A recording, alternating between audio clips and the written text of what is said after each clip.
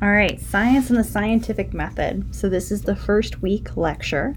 For those of you who added the class late, go ahead and just watch through this video and make sure you understand all the principles and contact me if there are any questions.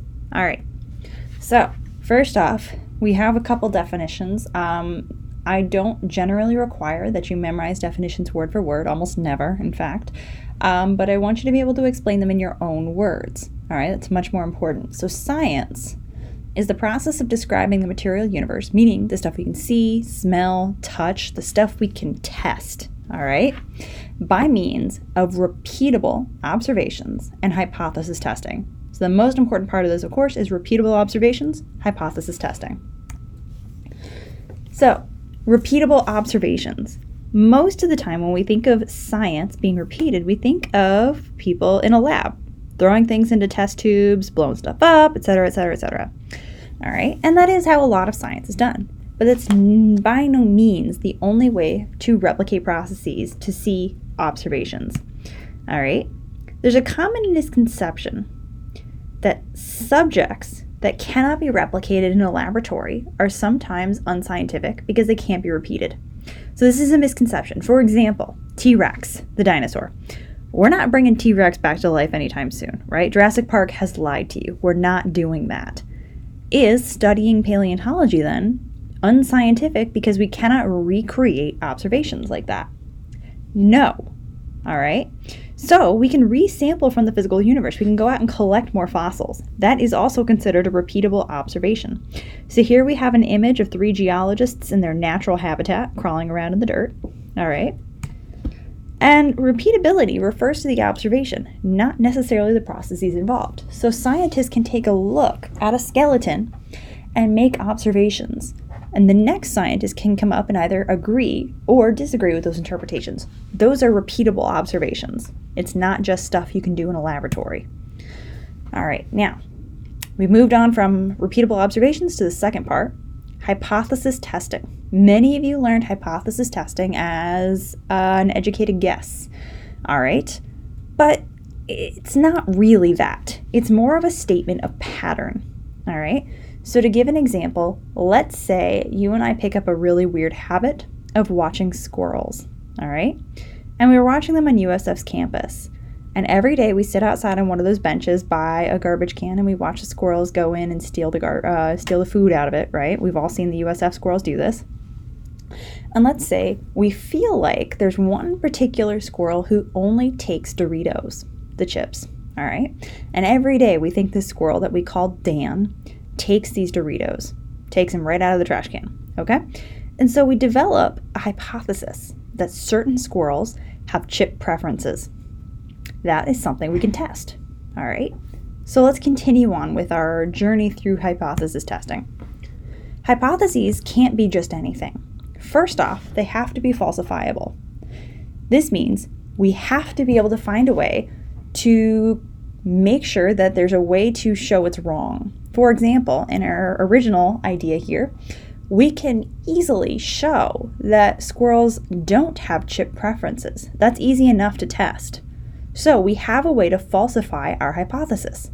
And that's important because if you don't have a way to falsify it, you're going to be allowing your scientific bias in, and that can be very dangerous. You have to have a way to prove it wrong. Now, the second part of this is a hypothesis cannot be proven. It can only be supported. Science does not prove things. And I know that seems really weird because scientists seem to be people who really love being right? Okay, and we're all in college. We all love being right. But science doesn't prove. And the reason we don't prove is because there is no scientist alive who will ever know every single thing that will ever happen. Science is an incredibly diverse field with so much that we have no idea. And we have no way to know if our hypothesis will be proven in every single situation.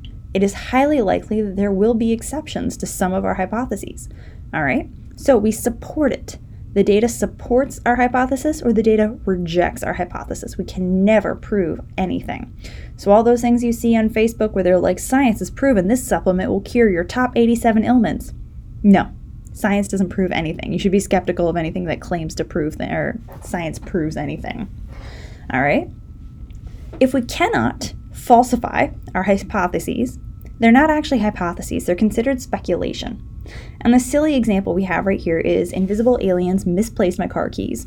There's no way to prove that kind of nonsense wrong, right? So it is considered speculation. So here's a testable hypothesis. Some dinosaurs have feathers. So this is what a dinosaur with feathers would look like. Now let's see, can we test the hypothesis? Sure we can. All we need to do is go find some dinosaurs. All right, and they exist. They're still alive today in the form of birds, something we'll talk about later. And we can find fossils in the fossil record. So here's an image of a dinosaur fossil. Now, we haven't proven our hypothesis. We have supported it. All right, we have supported it. Remember that. That is incredibly important language. I will never say we have proven something. All right, or if I do, you have license to yell at me. All right, so now a hypothesis versus a null hypothesis. The null hypothesis is equally important part of this as the hypothesis is. A null hypothesis is the hypothesis of no effect. So, if a hypothesis is the effect or the pattern, let's say I have a statement of pattern here, the hypothesis. If I study hard for history of life, I will ace the exams. The null would be the statement of no effect, meaning no matter how hard you study, it will not affect your exam grades. All right, so my hypothesis, if I study hard for history of life, I will do great. Null, if I study hard for history of life, my grades will show no improvement. You should definitely test this at home. I can see at least 3 opportunities for you to test this, if you're getting my hint. All right, and again, just to wrap it up here, we didn't prove our hypothesis just because we studied hard and made an A. We supported or rejected our hypothesis. Okay? All right. So now, to one of the most misunderstood words in scientific language, a theory. A theory is a universal explanation for a set of observations and hypotheses. Generally, it's a statement of process.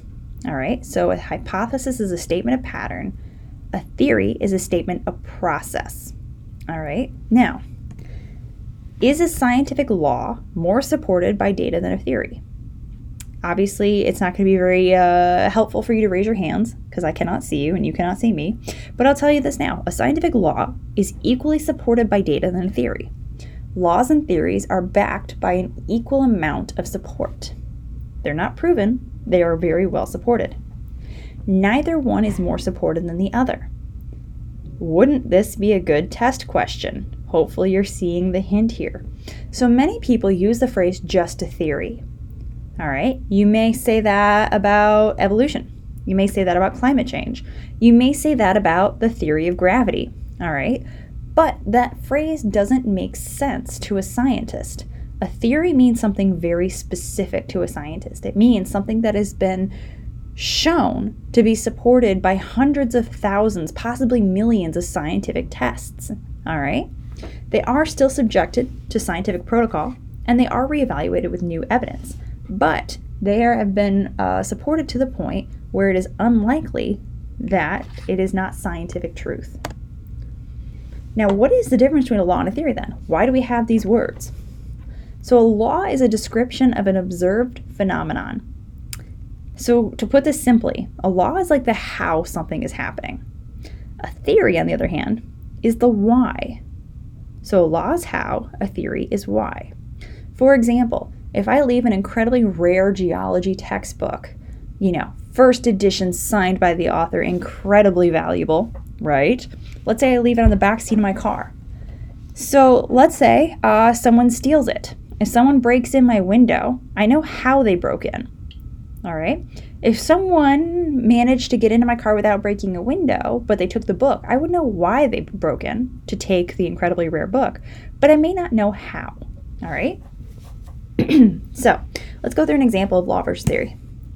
So a law, you do not need to memorize this particular law for any reason, but the law of planetary motion, these are nice little laws, they're mathematical equations that predict how planets are moving in space, all right? You can use the information, the variables, and you can plot the data, and you can actually figure out exactly how Mars is moving in space. It doesn't tell you why Mars is rotating in space the way it is, or why it's circling the sun in an orbit. It doesn't tell you why. It just tells you how. Now, a theory. Evolution doesn't describe exactly what will happen, right? We can't plug in any kind of weird equation to understand exactly what genetic combinations we're going to see on the other end. Evolution is the why of an observed event. All right, why do we see changes through time? It is natural selection, something you may sum up as survival of the fittest, and we'll talk about what that means next week. All right, so a theory is a why, a law is a how, but they're both equally supported. Now then, you might be wondering, what the heck is a fact? A fact is an observable piece of information, and it is an idea that is confirmed to such an extent that dissent is unnecessary. Okay, so let's give an example here. Well, first we'll say hypotheses and theories cannot be proven, but they can still be facts. All right, now just because we can't prove it doesn't mean it's necessarily worth arguing over, oranges contain vitamin C. That's a fact. We cannot prove it, but it is a fact. It's something we know to an extent that it is highly unlikely it will ever be untrue. Another example is that 2 and 2 equal 4. We can't prove anything. Not beyond 100% of a doubt. It will never be wrong under any circumstances or any variables. But I don't know that when you show up to your college level math class arguing that you cannot prove 2 and 2 is 4 is really going to be the best way to make friends with your professor. All right? So that brings us to another question of how theories become accepted. Theories can become accepted through a couple different ways. Corroboration, which is increased amount of information in support of a theory. So, corroboration. Here is germ theory. Before we understood what germs were and how they made us sick, we kind of just thought they were curses, right? Maybe you had done something really bad a couple years ago, and now you were finally getting punished for it, and you're getting punished by an illness, right? Or maybe let's say that witch gave you the stink eye, or that warlock you don't trust at the market gave you the stink eye, and now you've got the flu. It makes sense, right? Now this is in the Middle Ages, all right? So all of a sudden doctors start seeing the same symptoms popping up in different illnesses, right? We see a green snot and cough and et cetera, et cetera, et cetera in these patients. We see weird rashes in these patients, and it's all starting to look the same. We invent microscopes. We start seeing germs on these people and in these illnesses. Over thousands upon thousands of data points, over hundreds of years, did we build germ theory. And that's the idea that germs are what make us sick. Now, for any of you who've ever lived in a freshman dorm and spent your entire freshman year with a nasty cold from living with so many people, you probably don't doubt that germ theory is a scientific truth, all right? So it is a theory. It's not a law because it's answering the why, not the how. All right? Theories also become accepted through consilience, increased diversities of sources of information. So, an example here is plate tectonics, the idea that the plates on Earth, where the continents are riding on top of, are actually shifting. That means that North America, Africa, South America, Antarctica, Greenland, etc. have been moving for a very long time, billions of years. All right? So, when this idea was first proposed, it went over like a lead balloon. And what I mean by that is it was not accepted by the scientific community. And the scientist who proposed it was ridiculed, was mocked, was teased for his scientific ideas.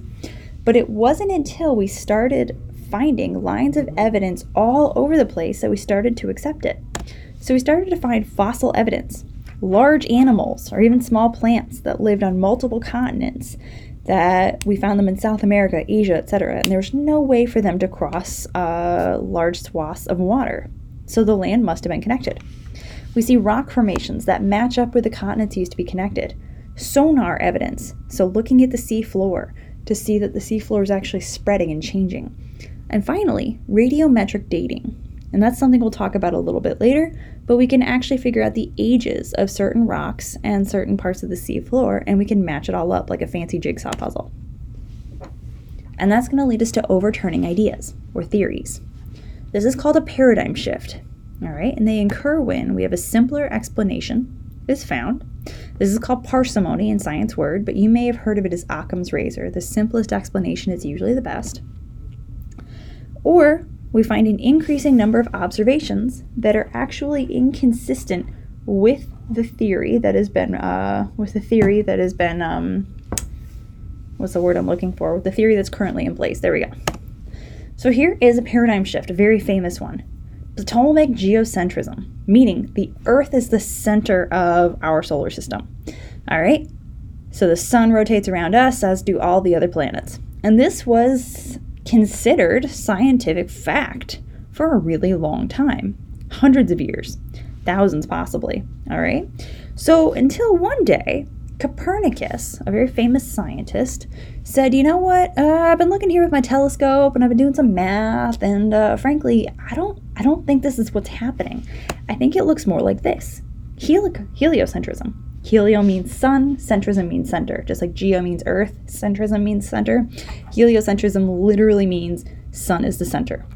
So what this means is we revolve around the sun. Okay? So when this was proposed, well, it caused some problems, right? This was considered a heretical idea, meaning it was very offensive to many people. All right? But it turns out Copernicus was entirely correct. Now let's place the two next to each other, heliocentrism and geocentrism. Using the principle of parsimony, meaning simple, which one is likely to be correct?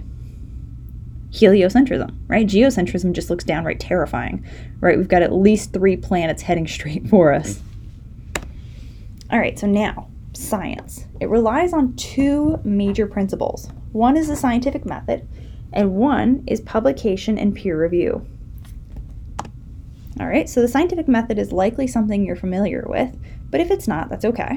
All right, we've talked about it a little bit, but through questions and learning about what's already known, this is our statement of pattern, this is our hypothesis testing, and we go all the way up, going back and forth and back and forth. I think they left out scientist cries when the experiment doesn't work to try and be a little more optimistic. I'm not going to ask that you remember this, okay? Hypothesis testing is all I really want you to remember.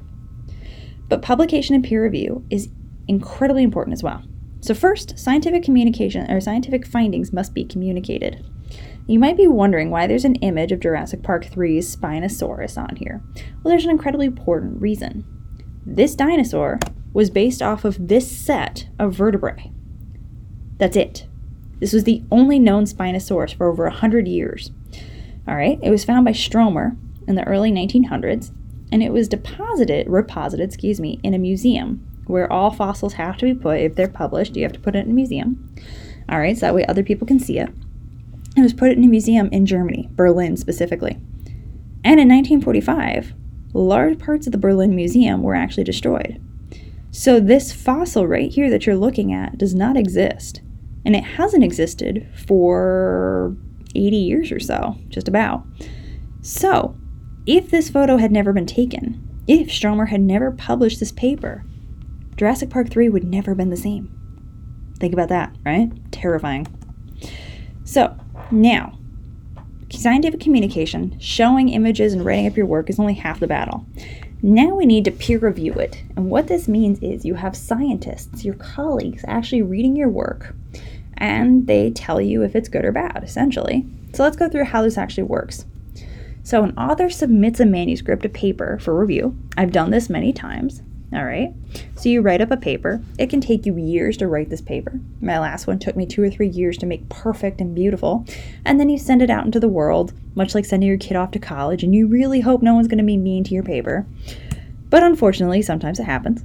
So these are just some funny reviews that these are some of the meaner reviews that can be made. They're very rare to find these, but I think they're kind of funny. All right. So most of the reviews are things like, you should run another analysis, or I think you have interpreted your data incorrectly. Can you more clearly explain why you interpreted it the way you did? Helpful comments that strengthen your argument. The peer reviews will either suggest that the paper be accepted or rejected. All right? The journal editor will take those evaluations from the peer reviewer and decide whether or not your paper will be published or if it will not be. Now, what is not science? An endeavor is not science if it fails to adhere to the scientific method, as in, it does not rely on repeatable observations. A famous example is something called panspermia, all right? So panspermia is the idea that life on Earth started by life that came from another planet on an asteroid or a meteorite, all right? Now, there's no way to recreate this observation, at least not with the technology we have now. And there's no way to test it in the natural world. And if we can't test it, it's not science. It's speculation. Now, there is a misconception here that just because it's not science, it means it absolutely cannot be true. And that's not what I'm saying. I'm saying that science only works in what we can and cannot test. Many things fall outside the realm of science. That doesn't make them bad or less worthwhile. It just makes it not science. For example, philosophy is not science. It does not adhere to hypothesis testing. So, just because it's unscientific doesn't necessarily mean it's bad or it's not true. All right? Remember, science doesn't know everything. And I'm not advocating here for the idea of panspermia. Don't get me wrong. It does not work from falsifiable hypotheses. If you happen to be the person who stars in this History Channel show about aliens, I would say that you are much more speculation than science. If you have to say aliens every time you have an idea you're not sure the answer of, that's not a working hypothesis. You have to be able to accept falsification of your hypotheses. We have shown over and over and over again through multiple studies that the giant shark Megalodon is extinct and has been extinct for millions of years. All right? But every year on the Discovery Channel, people bring it back. Ugh. All right? And it's unscientific if it fails to adhere to peer review procedures, like not falsifying data. So here is an example here. This is an incredibly famous example. It was pretty recent. This was a fossil that was found on a farm. The farmer brought it to the scientist's attention. The scientist purchased it. The scientist wrote up a paper about it, and it was really big news. Everybody was incredibly excited for this paper until another peer reviewer put it through a CT scanner, similar to a CT scanner that you might get at the hospital if you ever break any bones, and actually saw that this fossil was two different animals glued together. The author of the paper had no idea. The farmer actually sold it to him knowingly doing this because they figured they could get a little bit more money out of it. So now we always have to be very careful to check to make sure those fossils are legitimate.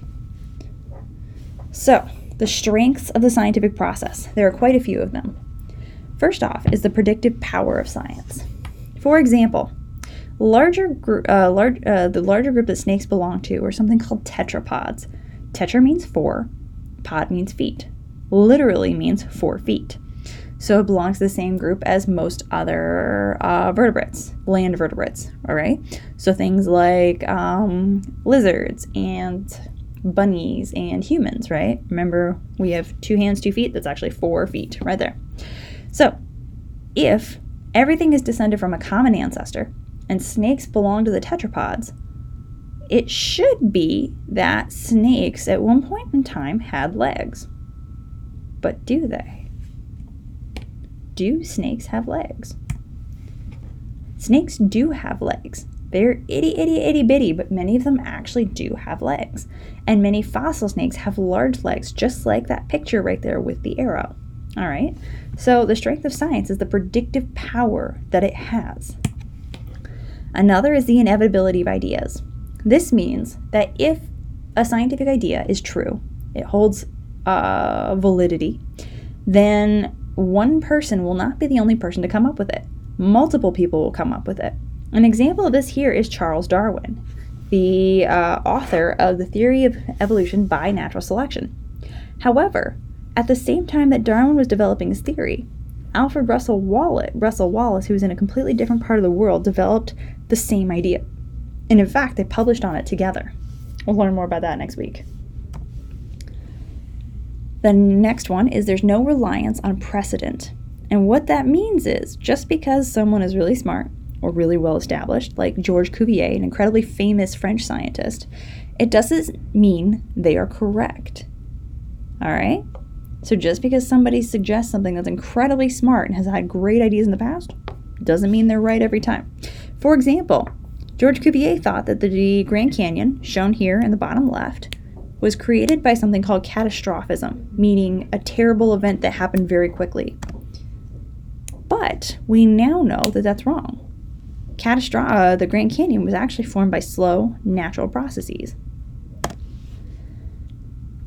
We have the universality of ideas. This is more of a goal that science is working towards than something we already have. But the universality of ideas states essentially that no matter who is suggesting the science, whether it be a student who is sitting through History of Life at USF, or whether it be the most famous scientist in the world, there's no reason that any one science ideas are less valid based on the person who is suggesting it. All right, so this is an example of where we haven't been so good about the universality of ideas in the past. Mary Anning is considered to be the first woman paleontologist that is documented in history. Probably by no means the first, but she's the first documented. All right, and she found incredible fossils, beautiful fossils. And when she went to bring them to the Geological Society of London, which is the hoity-toity fancy geology group that's still one of the most famous in the world, they refused to allow her to present her science because she was a woman. All right, which brings us to the best cartoon that's ever been made in science. I'll let you read that. All right. And then finally, we have value neutrality. This is the idea that science is neutral. What you do with the scientific discoveries can be good or bad, but the science itself is neutral. So always keep that in your mind as we learn that through this class. Science is neutral. All right, so let's go through a quick example here. I have a tennis ball. Imagine a tennis ball with me, or any object really. I observe that when I let go of it, it falls. All right, now construct the hypothesis, and then construct the null hypothesis. So, our hypothesis is every time I drop a tennis ball, it will fall to the ground. Our null is every time I drop the tennis ball, it will not fall to the ground. The hypothesis of no effect. Now, let's say we're all pretty reasonable, smart humans, so we tested this hypothesis a couple times, and what do you know? It falls to the ground every time we do it. Have we proven our hypothesis? We have not, because we, as scientists, don't prove anything. We have supported our hypothesis. Now, what if I forgot to mention to you that we were dropping this tennis ball on the International Space Station? Would it hit the ground? It likely wouldn't, right? At least not anytime immediately. So that might be an example of when our hypothesis would be incorrect. So what is the theory that describes the situation? And what is the law that could explain the how as to what we're seeing? Remember, neither is more strongly supported. So the law here explains the force and the speed at which gravity is causing objects to fall. All right, so we have our mass, our acceleration, and the force of gravity, all explaining what's going on. And then we have the theory of general relativity, which explains why we feel the force of gravity. All right, and it's related to the curvature of time and space. Nothing we need to worry about in this class. All right, so on your own, you're going to watch this movie. It is the greatest example of bad science. And when we come back, whoops, we're just going to skip to the next slide here. Sorry about that. You're going to discuss the following in the next class of what tenets of science did the actors violate. This is from Monty Python and the Holy Grail. You don't need to look up the movie. It's embedded in the PowerPoint itself. All right, so can science prove anything? Here are review questions. I'm actually not going to go through these. So you will go through these and make sure you answer them. The point of these review questions is to help you focus the main topics of every lecture, so you have a starting point on what I want you to get from this class. All right, we'll go through them together in class usually. This time I'm going to have you go through them on your own. All right, this is the end.